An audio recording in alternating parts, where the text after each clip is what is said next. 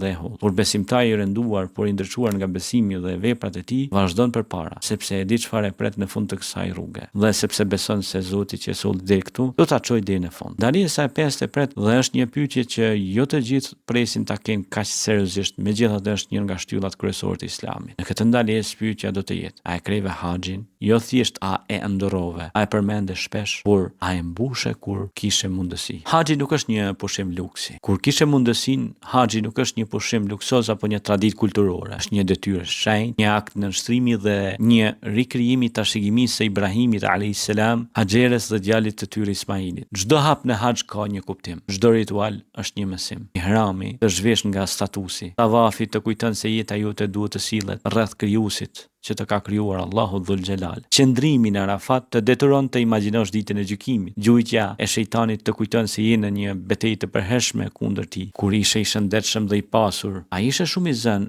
shumë i shpërqendruar. Ai the vetes një ditë do të shkoj derisa vitet kaluan dhe ku ajo të mbaroj. Apo shpenzove për argëtim për ati, udhtove në përbot dhe megjithatë nuk bëre kurrë udhëtimin që shpirti yt dëshironte dëshpërimisht. Nëse haxhi u vonua për arsye jashtë kontrollit tënd dhe zemra jote e dëshironte atë, qëllimi yt mund të kalojë nëpër këtë pikë kontrolli me mëshirën e Allahut, por nëse kishe mundësi dhe bërë justifikim pas justifikimi, atëherë kjo ndalesë do të jetë e rëndë, sepse rruga që e njërove tani do të kërkojë llogari. Por nëse bërë udhtimin qoftë edhe një herë dhe ai të ndryshoi, të theu egon, të zbuti zemrën, atëherë gëzohu sepse ai haxh mund të jetë mburoja jote. Si u përgjigje mirë kësaj pyetje të pestë, kalon në një ndalesë që nuk teston vetëm detyrimet e tua rituale, por njerëzinë tënde. Ndalesa 6 është një nga më të frikshme, sepse ajo nuk pyet për adhurimin tënd privat, por për karakterin tënd publik. Këtu do të pyetesh për të drejtat e të tjerëve, diçka që shpesh anashkalohet, shpesh nervlerësohet, por që ka pasoja që zgjaten në përjetësi. Këtu nuk ka rëndësi sa shumë falje ke bërë apo sa agjerime ke mbajtur. Nëse ke folur pas shpine, ke shpifur, ke tallur apo ke shtypur dikë tjetër, pejgamberi një herë i pyeti shokët e tij: a e dini kush është i falimentuar? Ta thanë: ai që nuk ka para apo pasuri.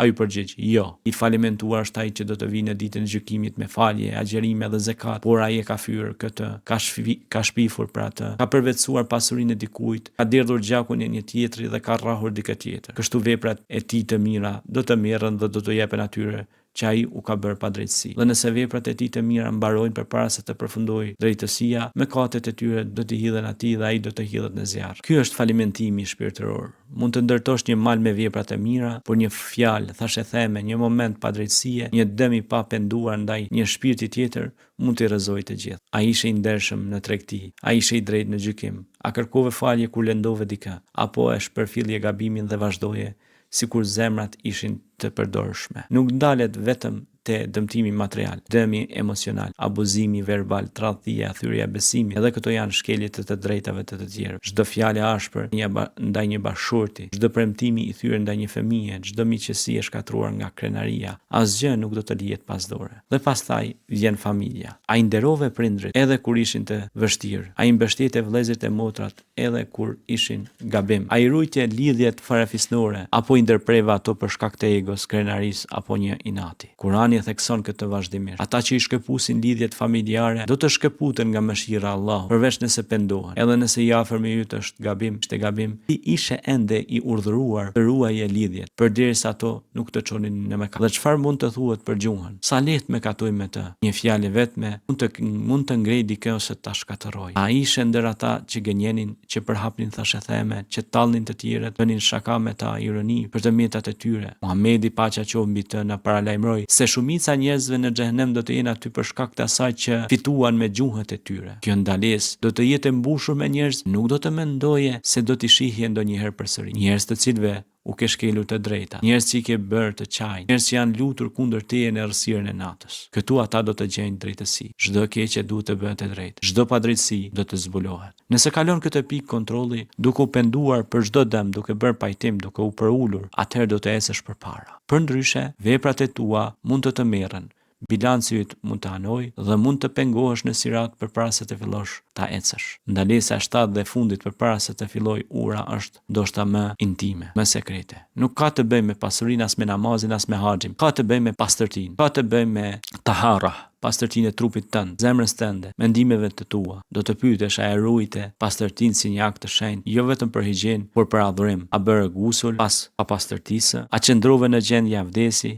A u pastrua fizikisht dhe shpirtërisht përpara se të qëndroje për Allahut? Pastërtia nuk është gjë e vogël, është themeli i adhurimit. Pa të namazi yt është i pavlefshëm, pa të leximi i Kuranit është i ndaluar, pa të shpirti yt ndihet i largët. Pejgamberi alayhis salam tha, pastërtia është gjysma e besimit. Kjo përfshin pastërtinë fizike, largimin e papastërtive, kujdesin për trupin, mbajtjen e aromës së mirë, prerjen e thonjve, mirëmbajtjen e pamjes, por përfshin gjithashtu pastërtinë shpirtërore, pastrimin e zemrës nga urrëtia, smira, arroganca dhe epshi. Ku një njeri ecën në botë me një zemër të pastërt dhe gjymtyr të pastra, shpirti i tij fillon të rrezatojë. Ajo dritë bëhet nur, dritë që do ta udhëheq atë përmes siratit. Ashtu siç ka thënë pejgamberi, paqja qoftë mbi të. Jepni lajmin e mirë atyre që ecin drejt xhamisë në errësirë, sepse ata do të kenë dritë të përsosur në ditën e gjykimit. Do të ketë njerëz atë ditë, drita të cilëve do të shkëlqejnë nga fytyrat, duart dhe këmbët e tyre. Vetë gjymtyrët që ata i pastruan dhe i përdorin në shërbim të Allahut, dhe ajo dritë do të ndriçojë rrugën tyre përmes urës së frikshme. Por për ata që ishin të pakujdesshëm,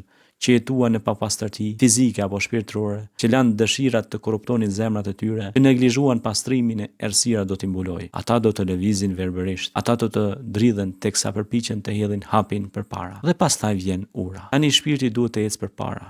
Nuk ka më pyetje, nuk ka më justifikime, përpara tyre shtrihet pra sirati, mbi zjarrin i holl si fije imprehtë si te. Poshtë ti gropa gjemimtare e xhehenemit. Rreth tij britmat e atyre që ranë mbi të, drita e Allahut që udhëheq vetëm ata që ai zgjedh. Disa do të kalojnë me shpejtësinë e rrufes, disa si era, disa si kuaj që galopojnë, të tjerë do të ecin, do të pengohen, do të zvarriten. Grepa do të ngrihen nga poshtë, gjemba do të kapin kyçet e këmbëve të arrogantëve, prangat do të tërheqin këmbët e shtypsve. Megjithatë, disa do ta kalojnë pa e kuptuar fare. Pejgamberi tha se shumë do të thonë, ku është sirati, ku është zjarri? Dhe me lajket do të përgjigjen, e kalove por drita jote të mbrojti. Zjarri u tërhoq sepse veprat e tua i shuan flakët e tij. Zjarri do të përshpëritë besimtarve. O besimtar, drita jote i ka zbehur flakët e mia. Kalo shpejt dhe shpirti do të kalojë i mbajtur nga drita, nga mëshira, nga dashuria hyjnore. Për ata që kanë arritur deri këtu, për ata që i kaluan të 7 pyetje, që u penduan për gabimet e tyre, u kapen fort pas besimit, që ecën me përulësi dhe pastërti, udhëtimi përmes siratit nuk është fundi, është vetëm fillimi. Dhe ajo që ndodhet për te